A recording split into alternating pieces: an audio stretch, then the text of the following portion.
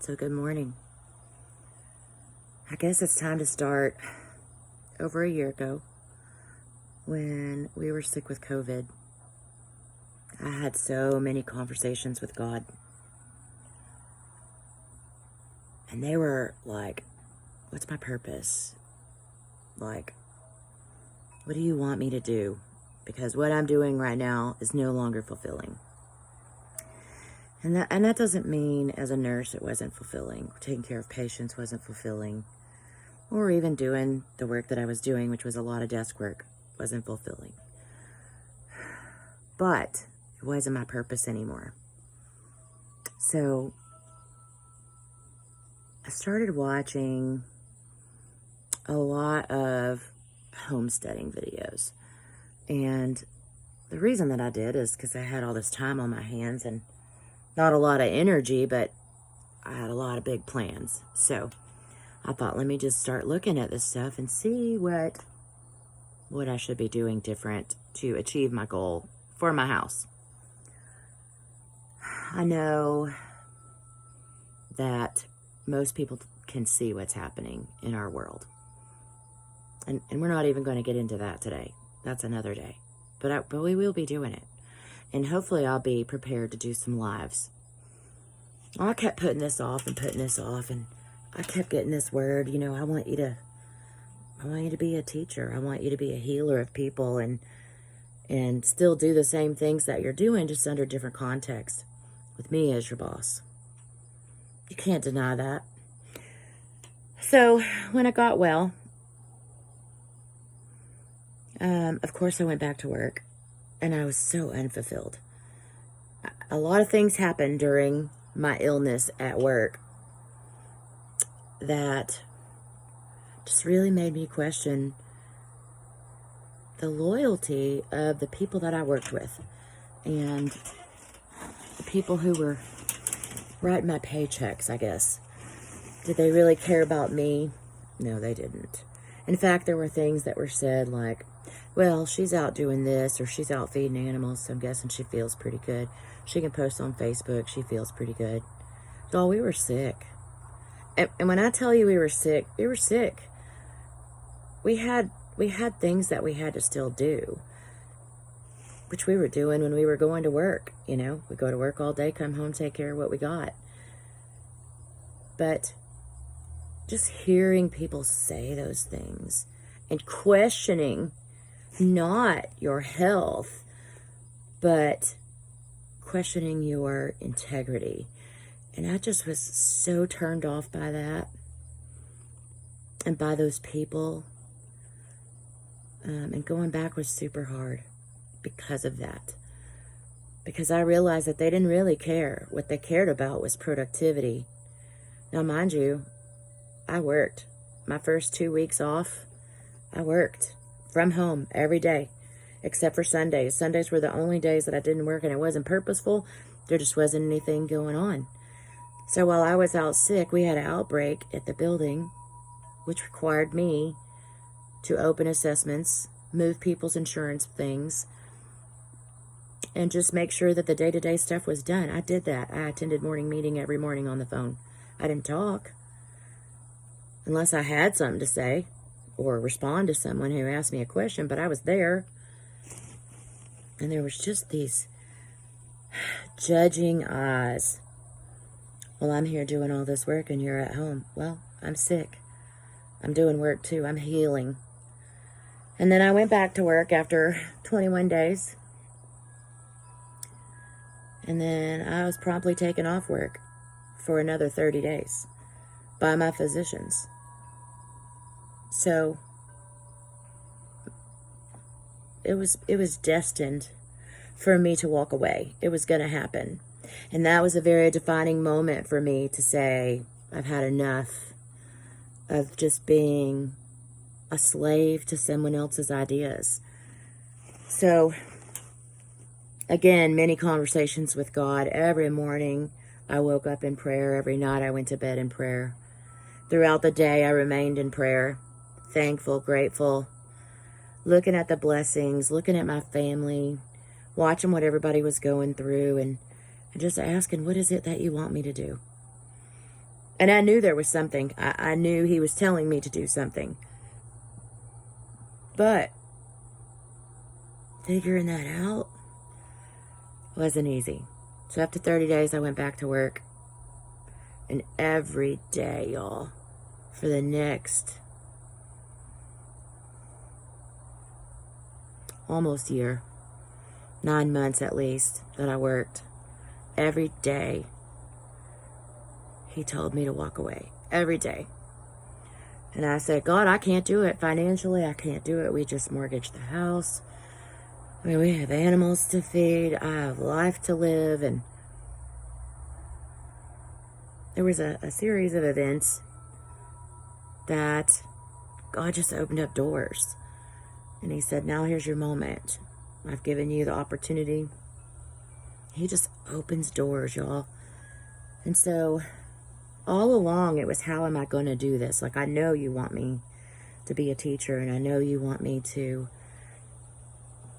lead people to you and lead people to away from the world. So the world's corrupt. It's been corrupt. It's always been corrupt. But I feel like the devil is working really hard right now to take over. There's evil at the most high places on our planet that are manipulating us, that are hurting us into this destruction that's coming. As a child of God, I'm not worried about that. So that brings me to my very first post. Now you're up to speed in why I'm going to do what I'm doing. And it's an answer to a calling that's been my calling my whole life, which is to heal people, to help people, to move people, to educate people, and to listen to people. And sometimes that's the best healing that a person can have. So I've made so many excuses. I've been off work since early September. And then another series of life-changing events, a death, my whole family sick with COVID. Outside of Chris and I mean, it was my extended family, nieces, nephews, brothers, sisters, cousins, just everybody sick with it. And sometimes I think God puts the people that should go through it first in place. Because he knows that person will endure, and he knows that person will help lead someone else through it with as much grace as possible. So recently I've been like, well, gosh, I look terrible. I mean, you're getting the full on, this is me. So if you're listening now, later on, when I get better at this, you may still listen, but you're not here to see my face. You're here to hear my words. So being off work, the whole purpose of that was putting our house in order. Like, that's really what my prayer was that I could get us in order, that I could be a better wife to my husband, who was starting on a new business.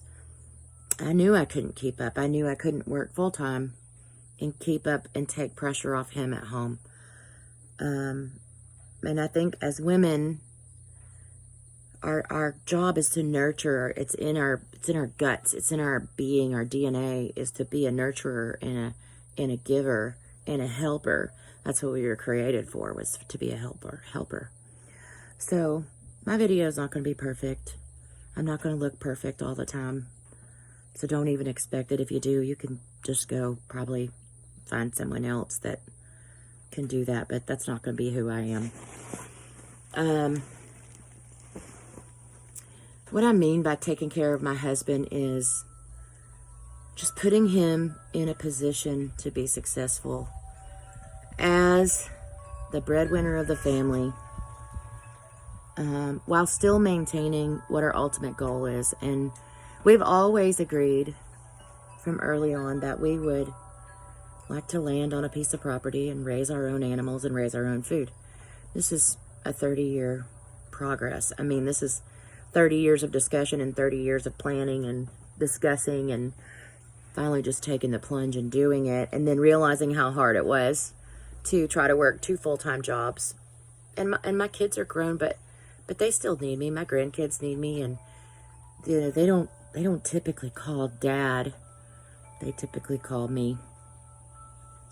I'm blessed for that. I think you all probably feel the same way.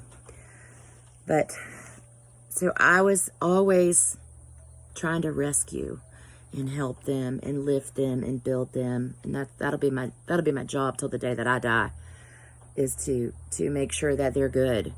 Now, I don't do it in a way that I feel is spoiling them or hampering them from their own growth. We push them. We tell them no.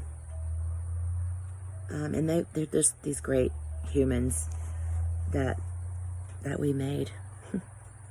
And that's pretty exciting too. So now my humans are making humans, and we're building a little army. And being able to take care of them and work a full-time job was proving to be, and do the farm, grow the farm, was proving to be super challenging. And especially post-COVID, when our energy levels were different. And listen, COVID just does you differently. If you had it and were asymptomatic, you might not notice, but symptomatic people, the recovery is long. Younger people kind of bounce back, but I bet you there's some residual that they're just so resilient they don't notice it. So to sort of get to the point of my videos, I'm going to be showing you some things. I'm going to be talking about some things, relationship things, spiritual things, family things, just sort of unloading on you. The experiences that I've had in my life that have brought me to this moment where I feel like I have something to share. It's a health consideration. It's a lifestyle change. It's just a overall healthier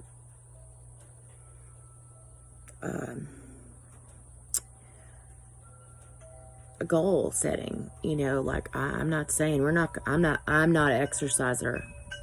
Mm-mm. And I like to eat.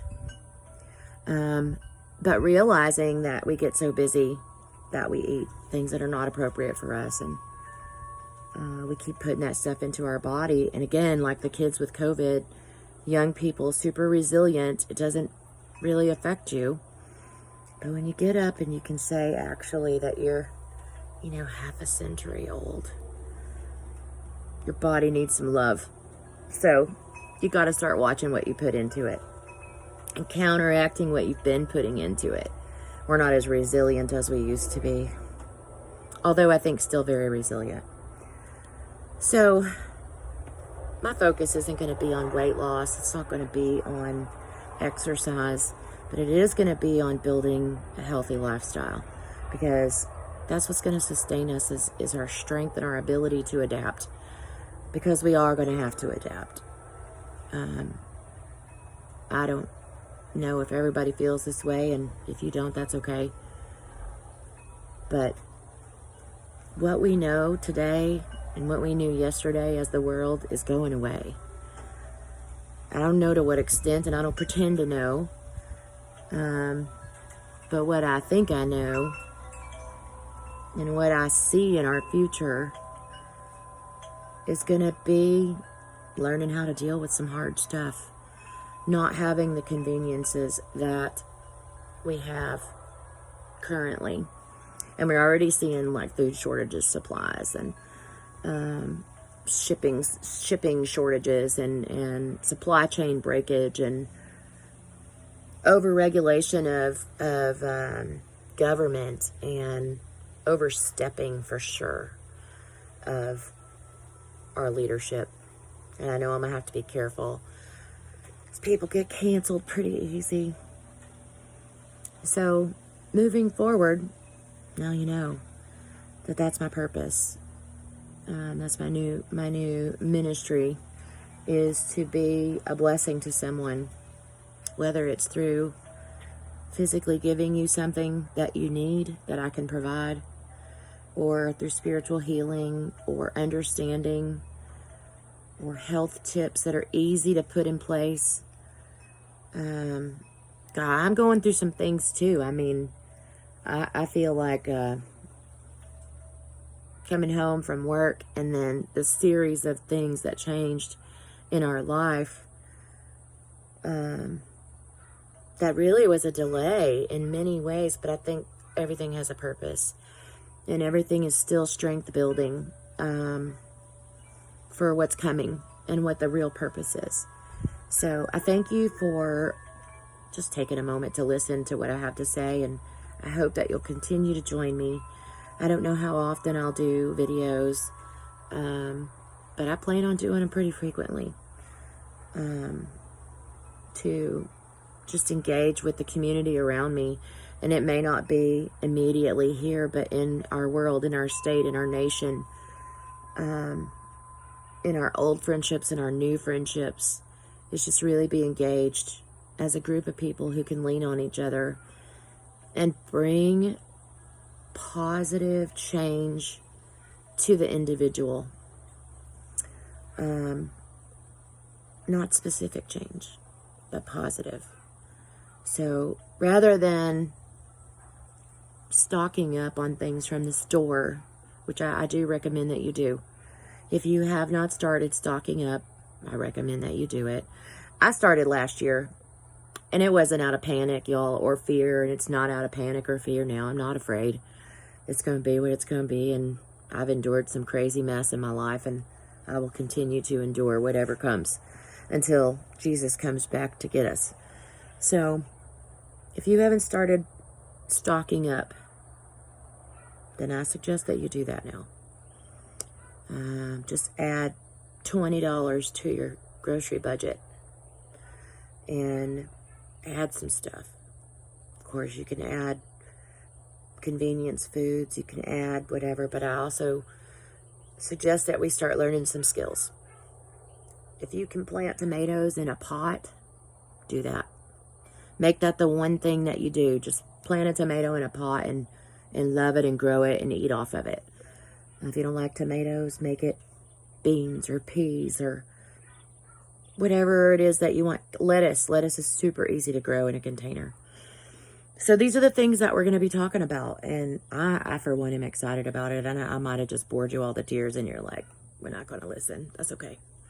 You don't have to. I'm going to keep doing it. I'm going to keep doing what I was called to do. And I'll reach someone. Someone needs to hear what I have to say. I don't know who it is, but it's probably you.